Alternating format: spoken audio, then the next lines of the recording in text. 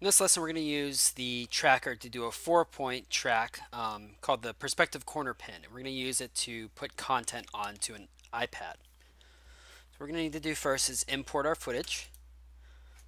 So if you go to import the source files, you're going to choose the corner pin and the iPad content movies. And we want to make a composition out of the corner pin video. So we'll just take that and drag it down to the create new composition icon. Let's see, this is video of an iPad. If you are shooting your own iPad, iPhone, or other tablet or mobile phone footage, make sure that you keep the screen on within the boundaries the whole time. If it starts to slide out, it's going to screw up the corner pin if the screen goes outside of the composition, because then it loses those track points and it's a lot harder to work with. So if you can keep it centered within the composition the whole time, it makes it a lot easier to work with. And when you're shooting, try to get at an angle where you don't get the reflection of yourself in there holding another camera. It just makes it look really cheesy if you have that, especially since we're probably going to be doing some transparency with this reflection, so the video doesn't look like it's popping out too much. So now that we have the composition made from our corner pin video, we could take our iPad content and drag it right above it. And what it's going to do is it's going to take these corners right here and attach them to the corners of the screen once we put the track points in. And you want to make sure that your footage that you're putting on there is the same aspect ratio as the screen itself. So make sure that you figure out what your screen size is and make whatever animations or whatever you're putting onto it match the same aspect ratio. So let's take our corner point pin video and we're going to track motion. And this time we're going to go to track type transform to being perspective corner pin. It's getting cut off a little bit by my screen, but if I pull it over some, there we go, perspective corner pin. Let's zoom in. Now we're going to get 4 points. Oops, perspective, not parallel. We're going to get 4 points, and I'm going to enlarge my view real quick to make it easier to drag these around. Now these ones are even simpler than the single point tracks.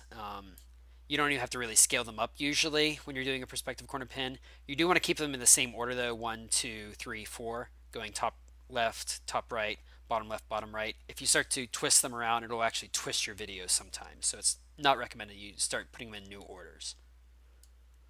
We're going to take this one and drop it over here. And I don't want to go all the way out to the edge with my attach point. I want it a little bit in.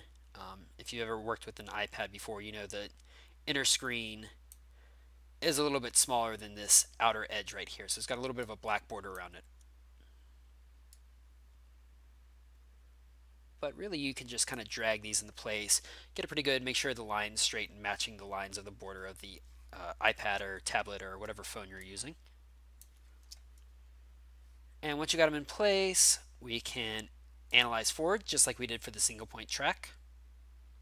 You can see it's staying on pretty well.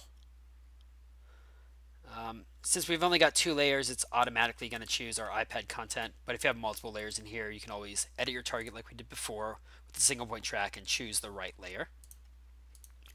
Then you're going to click Apply. And we can see now our footage is in place. And like we were saying a second ago, it does look a little bit too bright to be on here. So what we can do is we can just take our content and just lower the opacity a little bit. And that'll start to bring in some of those reflections to make it feel like it belongs in a little bit better. Maybe something as low as 85 would even work. Let's preview that.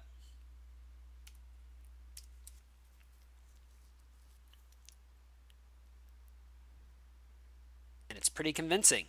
You combine this with the hand that we did in the previous lesson, and you can make a pretty nice interactive piece where it really feels like it's interacting. Looks like one frame of here got off. Yeah, somehow it just screws up for these couple of frames. And the nice thing about the any of the tracking things is you can always make quick changes to them if you need to, because every single one of these tracking points is done frame by frame. So we can see our upper left one's a little bit screwed up. So we can, if you select your layer and press U, that'll give you your hotkeys. We can take our corner pin upper left right here,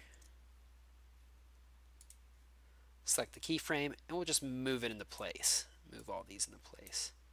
So even if you finalize it, that doesn't mean you can't make adjustments to it.